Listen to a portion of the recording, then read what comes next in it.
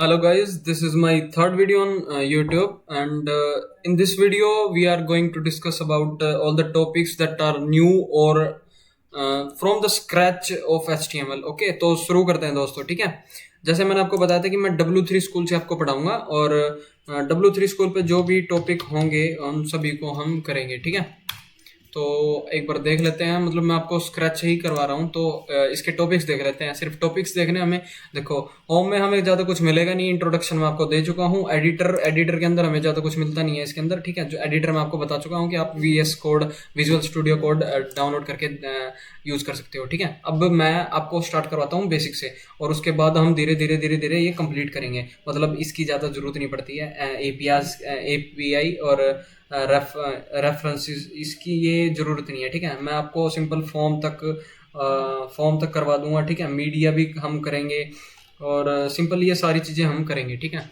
और इसके बाद हम इससे रिलेटेड प्रोजेक्ट भी बनाएंगे। ठीक है, तो अभी जैसे शुरू करते हैं। मैं पहले आपको ना एक चीज़ बना के देखेंगे हम अभी, क्योंकि शुरू से अगर कुछ नहीं बनाएंगे तो फिर इंटरेस्ट ही खत्म हो जाएगा।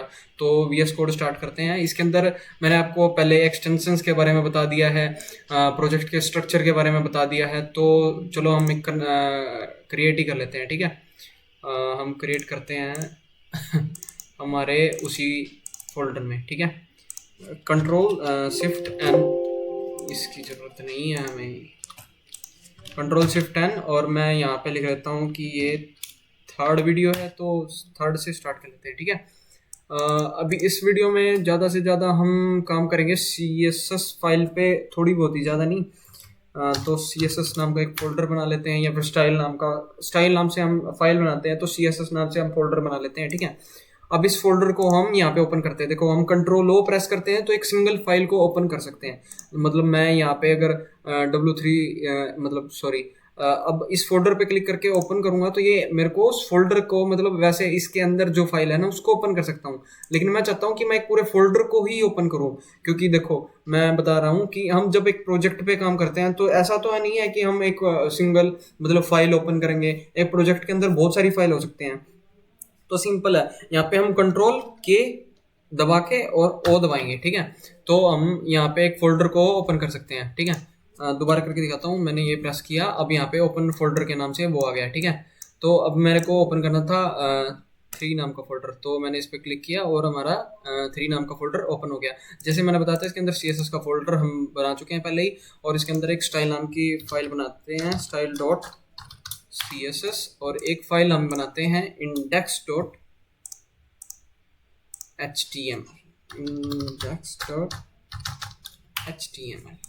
वैसे ये इसके बाहर होनी चाहिए, इसको मूव कर देते हैं। ठीक है, इसके अंदर हम 1 प्रेस करके हमारा जो भी कोड का स्ट्रक्चर होता है उसको लेके आ जाते हैं। और यहाँ पे हम टाइटल मैंने आपको बताया था कि जो हम Alt+B, और ये हमारा यहाँ पे ओपन हो गया है। और ये जो डॉक्यूमेंट होता है ना टाइटल, इसको चेंज करने के लिए होता है। तो मैं यहाँ पे सिंपल लिख देता हूँ कि बेसिक अबाउट HTML। ठीक है तो मैंने यहाँ किया, यहाँ पे हमारा ये चेंज हो गया, बेसिक अबाउट HTML। ठीक है, तो हम बॉडी में जो भी डेटा लिखेंगे वो हमें यहाँ पे डॉक्यूमेंट में शो होगा। ठीक है, तो हम बात कर रहे थे बेसिक्स की। ठीक है, जो हमारे इसके अंदर है, तो वो मैं सिंपल यहाँ पे आपको बता देता हूँ। देखो, मैंने आपको पहले भी बताया था फर्स्ट वीडियो में, लेकिन यहाँ पे दोबारा बता देता हूँ कि डॉक टाइप जो होता है ना हमारा, वो सिंपल क्या होता है कि हमारा डॉक्यूमेंट के टाइप को डिफाइन करने के लिए होता है कि हम किस टाइप के डॉक्यूमेंट के ऊपर काम कर रहे हैं।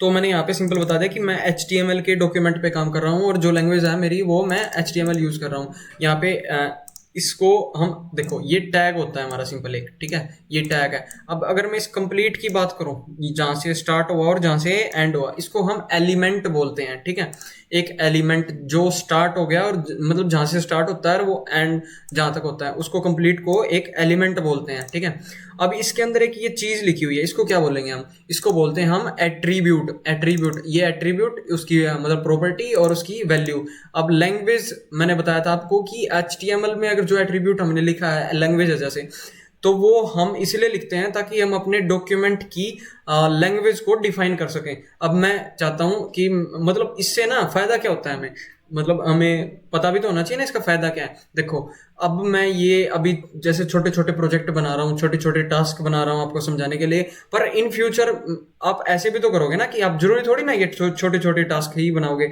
आप पूरी एक वेबसाइट बनाने लग जाओ अपने अपने खुद के लिए, अपनी शॉप के लिए, जो भी आप काम करते हो या खुद के लिए। तो अगर आप एक पूरी वेबसाइट बनाना चाहते हो तो फिर ये चीजें ना गूगल के लिए हेल्पफुल होती हैं। मतलब जब आप सर्च करते हो तो इन चीजों से ना बहुत हेल्प होती है गूगल को अपना जो डेटा सर्च करने के लिए, ठीक है। तो मतलब सिंपल हम इसलिए इसको लिखते हैं और ये बहुत ज़्यादा एफिशिएंट बना देते हैं हमारे कोड को, मतलब ये लिखना चाहिए, ठीक है। तो अब इसके बाद स्टार्ट होता है हेड। हेड होता है हमारा टोटली एक तो एसईओ के लिए और हमारे टाइटल वगैरह या फिर एक्सटर्नल फाइल जो भी हम ऐड करना चाहते हैं वो किसी भी चीज़ की हो सकती है, जैसे जावास्क्रिप्ट की हो सकती है, सीएसएस हो सकती है, बूटस्ट्रैप की फाइल हो सकती है, सीडियंस हो सकती हैं, फॉन्ट ऑसम की हो सकती हैं। ऐसी बहुत सारी फाइलें हैं जो हम हेड के अंदर रखते हैं। अब मैं इसको धीरे धीरे धीरे धीरे आपको बताऊंगा। तो जैसे मैंने आपको बताया था कि टाइटल हमारा टाइटल डिस्क्राइब करने के लिए होता है, जो कि हमारा टैब के ऊपर लिखा हुआ मिलता है, ठीक है। अब इसके बाद हम अपनी CSS फाइल को लिंक कर लेते हैं। देखो, मैं यहाँ पे सिंपल लिंक लिखता हूँ और कॉलन लगा के मैंने CSS डाला और इसने मेरे को हाइपर रेफरेंस में ही स्टाइल शीट मतलब उसका लिंक डाल दिया। लेकिन एक्चुअली देखो, मैंने सिर्फ यहाँ पे डॉट कॉलन CSS लिखा था, जिसकी वजह से मेरे को हाइपर रेफरेंस में स्टाइल डॉट CSS मिल गया। लेकिन मेरे को पता है कि मेरी जो फाइल है वो उसी फोल्डर में नहीं है, बल्कि जो मेरा फोल्डर है, देखो मैं आपको यहाँ बता देता हूँ। देखो, अब ये हमारा फोल्डर है, ये, ठीक है। इस फोल्डर के अंदर मैंने बोला कि ये जो फाइल है ना वो कहीं यहाँ पे पड़ी हुई है, लेकिन देखो मैंने स्टाइल डॉट CSS लिखा है, तो इसका मतलब ये है कि ये वो यहाँ पे है कहीं पे, लेकिन वो यहाँ पे नहीं है, वो CSS फोल्डर के अंदर है, ठीक है। तो CSS फोल्डर को मैंने यहाँ पे, मुझे यहाँ पे बताना पड़ेगा, मतलब जैसे CSS लिखा और स्लैश दबाया और तो यहाँ पे आ गया हमारे पास स्टाइल डॉट CSS। जब इस पे क्लिक करूंगा तो वो हमारी फाइल जो है वो उसके साथ लिंक हो गई है। अब चेक कैसे करेंगे हम चेक कर सकते हैं। मैंने स्टार डाला, स्टार यूनिवर्सल सिलेक्टर को बोलते हैं कि जैसे मैंने स्टार डाल के अगर कुछ टाइप करता हूँ इसके अंदर CSS की कोडिंग, तो वो हर किसी चीज़ पे जाके अप्लाई हो जाएगी, चाहे वो कुछ भी हो, ठीक है। यूनिवर्सल मतलब सारी चीज़ों के लिए जो जो भी चीज़ है उसको सभी चीज़ों को सिलेक्ट कर लेगा, ठीक है। अब इसमें क्या डाल सकते हैं, देखो हम बैकग्राउंड कलर डाल सकता हूँ मैं, बैकग्राउंड कलर रेड। ये किया, देखो हमारी CSS की फाइल उसके साथ कनेक्ट हो गई है। अब ये तो हमारी कनेक्ट होगी, इससे हमें पता चल गया है, ठीक है। अब हमें क्या करना है, अब मैं आपको बता रहा था उसके बेसिक्स। यहाँ पे मैं कमेंट डाल देता हूँ बेसिक ठीक है। जो भी बेसिक थी मैं आपको बताने वाला हूँ, ठीक है। मैंने डॉक्यूमेंट टाइप को बता दिया, डॉक्यूमेंट टाइप बता दिया, हेडिंग। अब बात करते हैं हेडिंग, कितने टाइप की हेडिंग होती है हमारे पास। देखो, हम कोई भी चीज़ जब स्टार्ट करते हैं तो वहाँ पे एक तो हेडिंग होती है, जैसे वेलकम, वेलकम ही लिख लेते हैं सिंपल, ठीक है। वेलकम लिखा। अब देखो मैंने H1 डाला, मैंने यहाँ पे गया और यहाँ पे जाके मैंने उसको रिफ्रेश किया। इसका साइज हम CSS से बहुत चेंज कर सकते हैं, लेकिन बाय डिफॉल्ट H1 के अंदर हमें इतना ही मिलता है, ठीक है। तो अब ये कितनी टाइप की हो सकती हैं हेडिंग्स? हेडिंग होती है सिर्फ 6 टाइप की, मतलब H2, H3, ऐसे ही H4, H5 और यहाँ पे सॉरी एक वो टैग हट गया था, कंप्लीट नहीं हुआ था, तो और ये लास्ट है हमारा 6, ठीक है। ये होती है हमारी। अब मैं यहाँ पे भी अगर वेलकम लिख के दिखा देता हूँ आपको, मतलब ठीक है, आपको ना स्पेसिफाई हो जाएगा, मतलब अच्छे से समझ में आ जाएगा कि इसमें और बाकी टैग्स में चेंजेस क्या हैं। हम क्या करते हैं, इसको कॉपी कर लेते हैं, ठीक है। मैंने यहाँ पे पेस्ट कर दिया है और मैं यहाँ पे पेस्ट कर देता हूँ और यहाँ पे, ठीक है। इसको सेव करते हैं और यहाँ के जाके रिफ्रेश करते हैं। देखो, ये H1 था बड़ी टैग हेडिंग के लिए, ठीक है। बड़ी हेडिंग क्या हो सकती है, मतलब कोई भी चीज़ हमने बनाई है, एक वेबसाइट बना रहे हैं और वेबसाइट के सबसे मेन हेडिंग होती है, उसको सबसे बड़ा रखते हैं, फिर उसके बाद पैराग्राफ स्टार्ट करते हैं, मतलब ऐसा करते हैं ना। तो ये हमारी थी बेसिकली हेडिंग्स, जो हम पैराग्राफ लिखने से या कोई सेक्शन स्टार्ट करने से पहले उसको यूज़ करते हैं, ठीक है। तो सिंपल हेडिंग्स होती हैं छः टाइप की, ठीक है। उसके बाद होती है हमारी पैराग्राफ, ठीक है। P लिख के आप एंटर करोगे, आपके पास टैग आ जाएगा।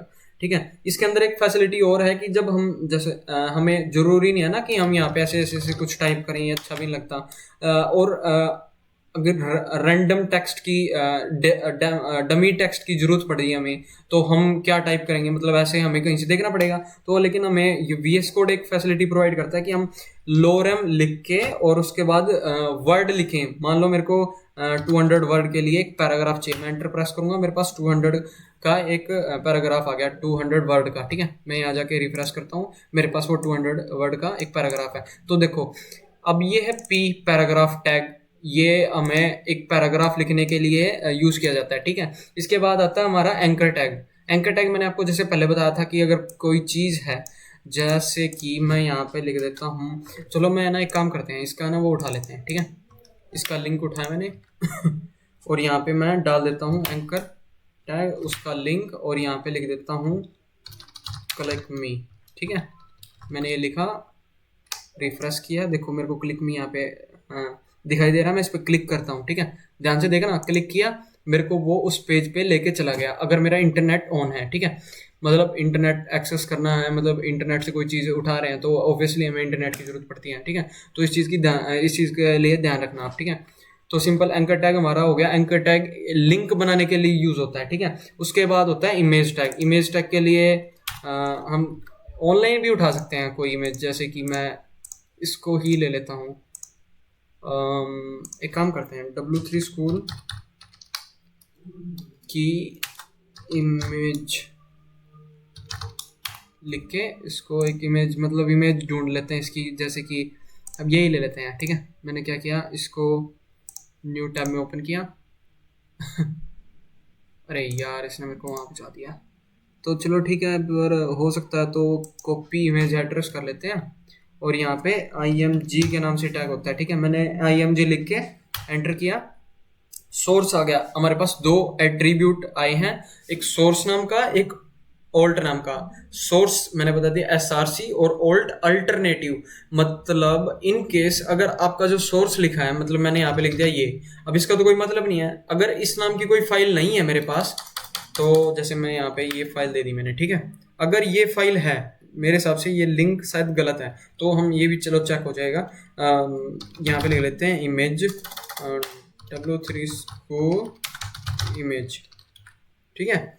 अब देखो अगर ये लिंक सही होगा तो मेरी इमेज आ जाएगी, वरना अगर ये इमेज मतलब इमेज का लिंक जो है वो सही नहीं है, तो उसकी जगह पे ये ऑल्टरनेटिव टेक्स्ट जो मैंने लिखा है वो शो हो जाएगा। तो हम जाते हैं अपने डॉक्यूमेंट पे और उसको रिफ्रेश करते हैं, तो देखो हमारे पास ये हमें इमेज शो हो गया। अब इसके लिए हाइट विड्थ होती है हमारे पास CSS में, जिस चेंज करने के लिए हाइट और विड्थ को, हाइट लिखा मैंने। वैसे हाइट और विड्थ जो है ना वो इमेज में एज अ एट्रीब्यूट भी काम करती हैं। जैसे मैंने लिखा 100 पिक्सल, वैसे इसमें 100 ही चलता है मेरे हिसाब से, चेक कर लेते हैं। विड्थ मैंने लिखा 100 और एंटर किया, देखो हाँ उसके अंदर ना यूनिट्स नहीं चलती हैं, ठीक है। मैं इसको थोड़ा सा बड़ा कर देता हूँ, 500 कर देते हैं, ठीक है। मैंने क्लिक किया और उसने मेरे को 500 बाई 500 पिक्सल की एक इमेज शो करवा दी, ठीक है। तो ये एज ए ना एट्रीब्यूट भी काम करती हैं, पर इसको हम स्टाइल में भी दे सकते हैं, ठीक है। तो अभी इसके इमेज टैग के लिए इतना ही था, मतलब ये हमारा बेसिक था जो भी हमें बेसिक के अंदर यूज करते हैं। मतलब ये आपको ना थोड़ा सा पता होना चाहिए, मतलब आप फैमिलियर हो जाओगे इसके साथ, तो हम आगे आगे जाते रहेंगे, ठीक है। ये बेसिक था हमारा, जो भी हमने टैग जो भी अभी भी किया है। हेडिंग टैग हमारे 6 टाइप के होते हैं, और पैराग्राफ पी टैग जिसको हम पैराग्राफ लिखने के लिए यूज करते हैं। एक डिव टैग होता है, देखो हम जब भी आपने देखा होगा कि मैंने आपको स्निपेट बताए थे कि जैसे मैं यहाँ पे डॉट लिख के हेलो करता हूँ, तो ये हमारे पास ना क्लास तो आ गई, लेकिन ये डिव के अंदर आई है, ठीक है। तो ये डिव है क्या, इसको बोलते हैं हम ब्लॉक लेवल एलिमेंट। ये बेसिकली अगर मतलब ऐसे बोल सकते हो कि जब हम कोई सेक्शन स्टार्ट करते हैं, तो मैंने आपको बताया था ना कि उसको कंटेनर में लेते हैं। तो मान लो ये सेक्शन था हमारा किस चीज़ के लिए, हम बोल सकते हैं कि इमेज के लिए, ठीक है। और ये जो हमारी इमेज थी, हम बोल रहे हैं ये इमेज इसके अंदर आनी चाहिए थी, ठीक है। तो ये इमेज इसके अंदर आ गई है, ठीक है। ऐसे मतलब ऐसे इसको ब्लॉक लेवल एलिमेंट जो कि पूरी की पूरी विड्थ को एक्वायर करता है। जैसे कि मैं अब यहाँ पे छोटा सा टैग डाल देता हूँ,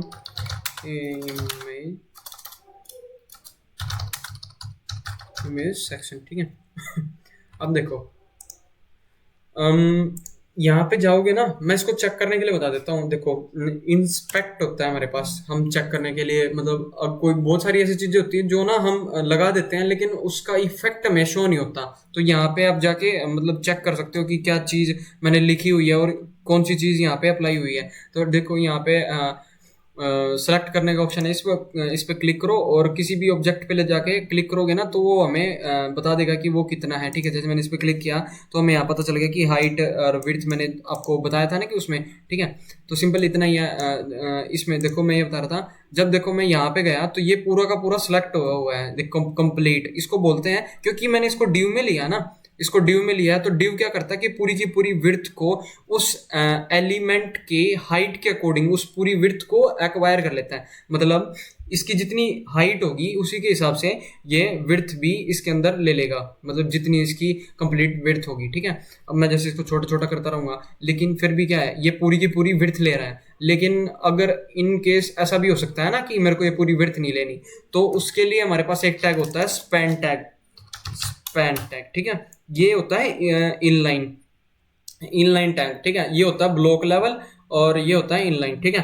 तो ये ब्लॉक लेवल नहीं होता, मतलब जितना हम इसमें टेक्स्ट लिख देते हैं, मान लो ये मैंने लिखा और मैं रिफ्रेश करता हूँ तो देखो मेरे पास ये टैग आ गया है, लेकिन ये कंप्लीट नहीं आ रहा है। मैं जैसे पे होवर करता हूँ या फिर इधर आके इधर आ जाता हूँ तो वो मेरे को शो करता है कि वो सिर्फ उतना ही है, मतलब उससे ज़्यादा नहीं है। और लेकिन जब इस पे करता हूँ, ये सिर्फ ऑब्जेक्ट था लेकिन इधर ओवर किया तो मैंने ये बता देता है कि मेरे को पूरी की पूरी विड्थ इसने गेन की हुई है, ठीक है। सिंपल यही होता है। और इसमें ये टैग ना बहुत ज़्यादा इंपॉर्टेंट होता है, मतलब आप इसको अच्छे तरीके से भी यूज़ कर सकते हो, मतलब इंपॉर्टेंट तरीके से।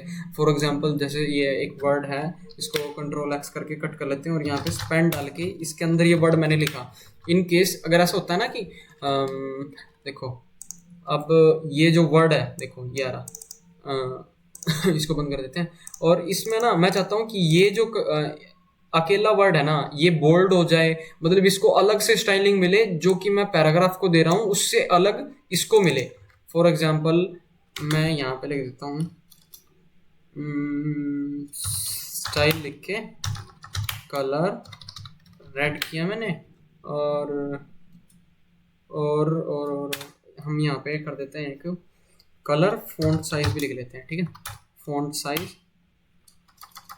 1.5 REM, ठीक है। आप देख रहे हो वो सिंपल एक वर्ड अलग हो गया इस पूरे के पूरे पैराग्राफ से, मतलब अलग से दिखाई दे रहा है। इसको बोल्ड भी कर सकते हैं, मतलब ऐसे बहुत सारी प्रॉपर्टीज होती हैं। फॉन्ट वेट बोलते हैं इसको, ठीक है। फॉन्ट वेट बोल्ड होता है, बोल्डर होता है, बहुत कुछ होता है इसमें, ठीक है। मैं आपको सारी प्रॉपर्टीज और उसकी वैल्यू को अच्छे से करवाऊंगा। देखो मैंने बताया कि इसको अगर हम ऐसे यूज कर सकते हैं, मतलब किसी अगर पैराग्राफ है, पैराग्राफ के अंदर मैंने एक वर्ड को स्पेसिफाई करना है अलग से, तो मैं इसको ऐसे कर सकता हूँ, ठीक है। अब अगर मैं इसको दे देता वो लाइन, जैसे मैं इसको कलर ग्रीन कर देता हूँ, ठीक है। आप देख रहे होगे सारी ग्रीन हो गया है। तो अगर मैंने इसको अलग किया हुआ है तो मेरे को अलग से दिखाई दे रहा है, क्योंकि मैंने उसको स्पेन टैग के अंदर अलग से स्टाइलिंग दी हुई है, मतलब कलर रेड और फॉन्ट साइज और बोल्ड किया हुआ है मैंने इसको, तो वो हमें अलग से शो हो रहा है, ठीक है। सिंपल ये इतना ही होता है, ये हमारा बेसिक के अंदर होता है। मैं आपको बिल्कुल अच्छे से करवाऊंगा, अगर आपको कोई इसमें प्रॉब्लम हो तो आप मेरे को कमेंट कर सकते हो, ठीक है। मैं ये शुरू से करवा रहा हूँ, अगर आपने मतलब पिछली वीडियोस नहीं देखी तो आप चेकआउट कर सकते हो। मैंने इससे पहले एक्सटेंशंस और बेसिक इन्फॉर्मेशन दी थी, HTML की कोड स्ट्रक्चर कैसा होता है हमारे पास जब भी हम किसी प्रोजेक्ट पे काम कर रहे होते हैं, तो सिंपल ऐसे ही होता है, ठीक है। और स्टैंडर्ड नेम क्या होते हैं, जैसे कंटेनर मैंने आपको बताया था कि कंटेनर क्या होता है, मतलब एक सिंपल नेम होता है, ठीक है। जिस मतलब एक स्टैंडर्ड नेम होता है जिसको हम कोड में यूज़ करते हैं, ठीक है। और इसमें मतलब आप 2 वीडियोस मैंने इसमें पहले बना चुका हूँ, वो आप चेकआउट कर सकते हो, ठीक है। तो मिलते हैं नेक्स्ट वीडियो में नेक्स्ट टॉपिक के साथ, ठीक है।